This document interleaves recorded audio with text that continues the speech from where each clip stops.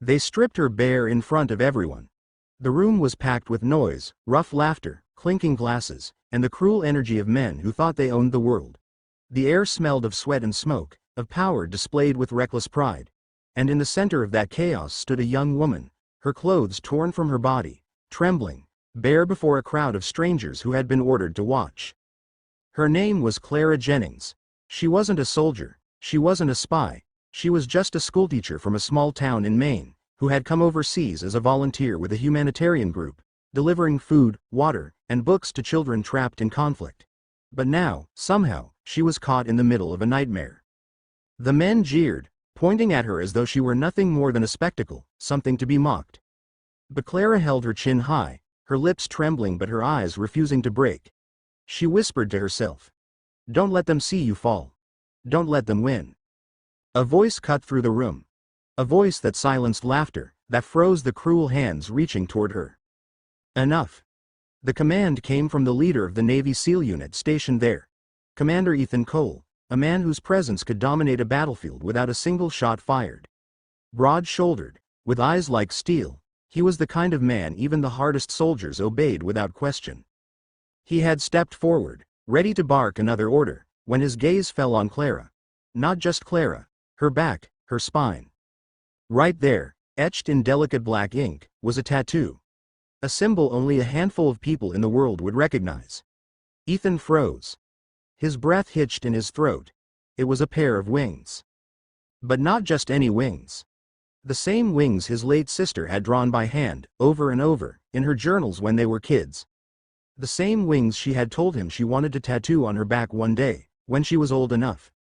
The same wings she never got the chance to wear because she had died in a car crash years ago. And yet here they were, on the spine of a woman standing half naked, terrified, in the middle of a room filled with soldiers and strangers. Ethan's chest tightened. His mind swirled, and for the first time in years, he felt something more than command, more than duty. He felt shock, recognition, fate. He stepped forward, his hand raised. "Cover her, now." The room hesitated. "No one touches her." His voice cut like thunder. The jeers quieted into murmurs. A soldier rushed to throw a blanket around Clara's shoulders. She clutched it to her chest, her body shaking as she sank into the chair they pulled forward for her. Clara's eyes darted up, confusion in their green depths. Who was this man? Why was he helping her? Ethan knelt down in front of her, his voice low so only she could hear. "Where did you get that tattoo?" She blinked, startled. "What? The wings? On your back? Who gave it to you?" Her lip trembled. "A woman. Years ago, when I was 16. I was lost. She found me. She told me I mattered, that I had to keep going. I never knew her name. Just that she saved me." Ethan's heart clenched. His sister, who had died before she could get her own tattoo. Could it be that in those final months of her life, she had found this girl and left her mark not on herself, but on Clara? He swallowed hard. The room around them faded. The noise, the soldiers, the cruel faces. For a moment, it was just Ethan and Clara, bound by something neither of them could explain. But Clara wasn't safe yet. The men who had brought her here weren't going to let her walk free. They wanted to make an example of her, humiliate the foreigner who had dared to bring books to their children, who had dared to show kindness in a world hardened by war. Ethan rose to his full height, his voice a roar now. "This woman leaves with us. She's under my protection." One of the men sneered. "She's not yours to claim, Commander. She's ours to punish." In an instant, Ethan drew his sidearm, the barrel steady, his voice low but lethal. "Touch her again, and you'll answer to me. And trust me, you don't want that." The tension snapped like a wire. No one moved. No one dared. Slowly, Ethan placed his jacket around Clara's shoulders, lifting her to her feet. She clung to the fabric, her eyes wide, her breath short. He leaned close, whispering, "You're safe now. I won't let them hurt you." For the first time since this nightmare began, Clara believed it. They walked out together, through corridors filled with silence, past soldiers who parted like the sea. Outside, the night was heavy, the air thick with desert dust.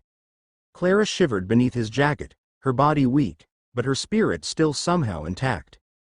When they reached the base camp, Ethan ordered food, water, and a warm blanket for her. His men stared, confused by his sudden protectiveness, but none questioned him. Not after what they had seen in his eyes.